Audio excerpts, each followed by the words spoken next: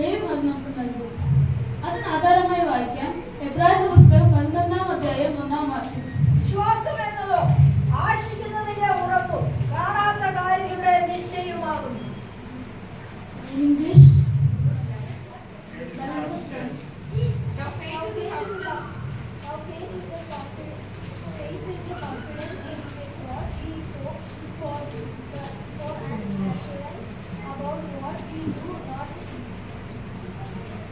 വിശ്വാസം എന്നത് കാണാത്ത കാര്യത്തിന് ഉറപ്പാണ്.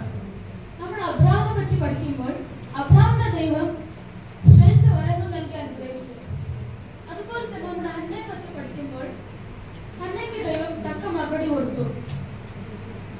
എന്റെ ലൈഫിലും അതുപോലെ തന്നെ എന്റെ 10ാം ക്ലാസ്സിലും എന്റെ ഫസ്റ്റ് PUCയിലും ദൈവം എനിക്ക് നല്ല റിസൾട്ട് തന്നു.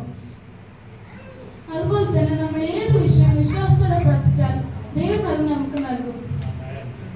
അടുത്തതായി ഞാൻ സ്നേഹത്തിനെ കുറിച്ചാണ് പറയാൻ പോകുന്നത്. നമ്മൾ അന്യോന്യം സ്നേഹിക്കണം. അതിനാധാരമായി വായിക്കാം യോനാന്റെ പുസ്തകം 3-ാം അധ്യായം 14-ാം വാക്യം.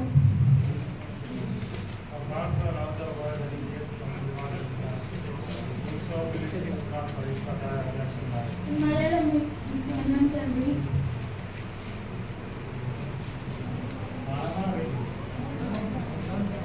യോനാന്റെ പുസ്തകം 3-ാം അധ്യായം 14-ാം വാക്യം. വിശ്വസിക്കുന്ന ഏവരും നശിച്ചു പോകാതെ നിത്യജീവൻ പ്രാപിക്കേണ്ടതിന് ദൈവം അവനെ നൽകുവാൻ തക്കവണ്ണം ലോകത്തെ സ്നേഹിച്ചു. English God so loved the world that he gave his only begotten Son, that whoever believes in him should not perish but have an everlasting life. ഇതിൽ പറയുന്നത് ദൈവം ലോകത്തെ തന്റെ ഏകജാതനായ ക്രിസ്തുവിനെ നമുക്ക് വേണ്ടി തന്നു. സ്നേഹം എല്ലാം ക്ഷമിക്കുന്നു, സ്നേഹം ചേർക്കുന്നില്ല, സ്നേഹം നിർണയിക്കുന്നില്ല എന്നാണ് വചനത്തിൽ പറയുന്നത്.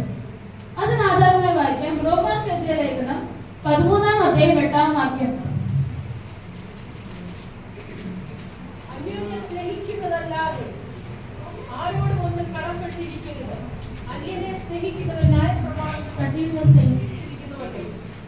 Owe no one anything except to love one another, for he who loves another has fulfilled the law. അന്യനെ സ്നേഹിക്കുന്നതല്ലാതെ ആരോടും കടപ്പെട്ടിരിക്കരുത്. അന്യനെ സ്നേഹിക്കുവാൻ ന്യായപ്രമാണം നമ്മളെ നിവർത്തിച്ചിരിക്കുന്നല്ലോ. അതുകൊണ്ട് നമ്മൾ അന്യനെ സ്നേഹിക്കണം. ദൈവം എല്ലാവരും ധാരാളമായി അനുഗ്രഹിക്കട്ടെ. ഇത്രയും സമയം തന്ന ദേവദാസനും സി അധ്യക്ഷനും സി സെക്രട്ടറിക്കും എന്റെ യേശുക്രിസ്തുവിന്റെ നാമത്തിൽ എന്റെ നന്ദി ഞാൻ പറയുന്നു. Thank you.